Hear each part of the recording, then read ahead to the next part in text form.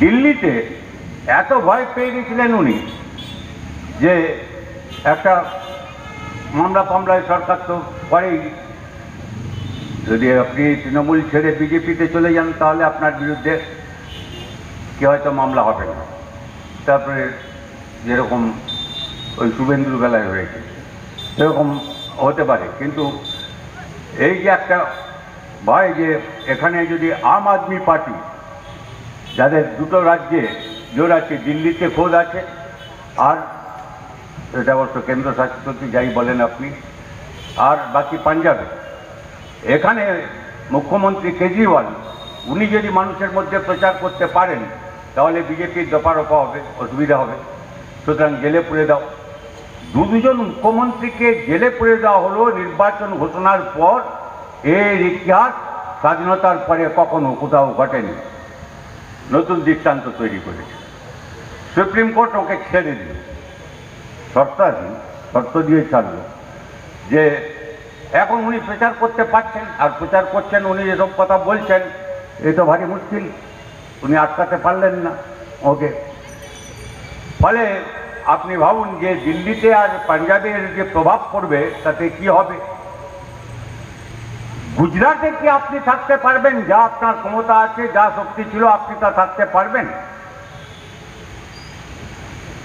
বাংলায় আমি যাচ্ছি না, এখানে আমি জানি, আপনারা জানেন, শুনেছেন হয়তো, আমি সেসব বাড়াচ্ছি না কথা, যে এখানে বিজেপির দুটো দল, বিজেপির মধ্যে একজন আরেকজনকে কত হারাতে পারে তার কম্পিটিশন করছে।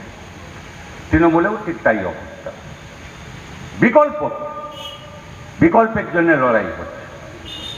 সেই জন্য দরকার হয়েছে বাকি সব শক্তিগুলোকে ঐক্যবদ্ধ হয়ে,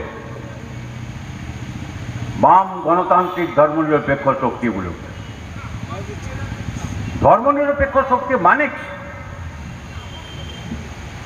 ধর্মের সঙ্গে রাজনীতি মেলানো।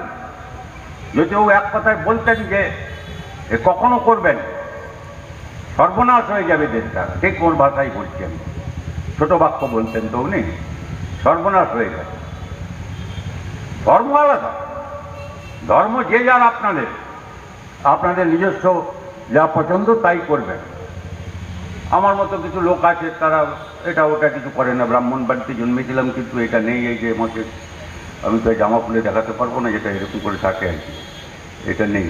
তো এটা ছোটোবেলায় ছিল, আমি তখন তো বুঝিনি, কিছু দিয়েছিল। তারপরে বড় হয়ে আমি বুঝলাম যে এটা বিশেষ কোনো কাজে লাগে না।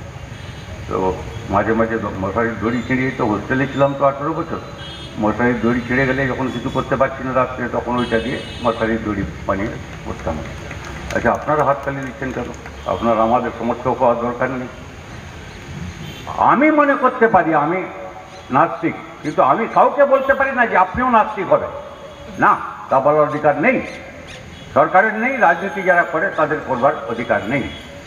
ধর্ম যে যার মতো চলবে। ধর্মের ইতিহাস অনেক পুরনো, আমি সেসবের মধ্যে যেতে পারছি না।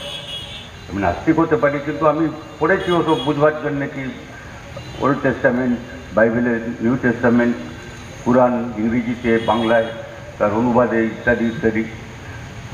বাকি হিন্দু শাস্ত্র তো আমি বিনীতভাবে বলতে পারি মোদির চাইতে আমি বেশি জানি।